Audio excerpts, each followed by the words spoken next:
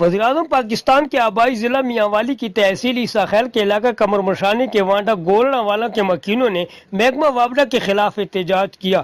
علاقہ مکینوں کا کہنا تھا کہ گولنا والا کے علاقے سے گزرتی 11,000 ہائی وولٹیج کی مین ٹرانسمیشن لائن کی تاریں بوسیدہ اور ناکارہ ہو چکی ہیں، جو بار بار ٹوٹ کر گر جاتی ہیں، مگر خدا کے کرم سے تاروں کے ٹوٹ کر گر جانے سے کوئی جانی نقصان نہیں ہوا۔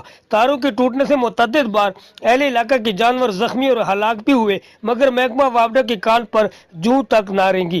اہل علاقہ نے بتایا کہ محکمہ وابڈا کے اعلیٰ افسران کو اس حوالے سے تحریری درخواستیں دے کر آگاہ کیا گیا، مگر محکمہ وابڈا ٹس سے مس تک نہیں ہوا۔ اہل علاقہ کا کہنا ہے کہ خدا نہ خواستہ اگر ان بوسیدہ تاروں سے کوئی جانی نقصان ہوا تو اس کا ذمہ دار کون ہوگا۔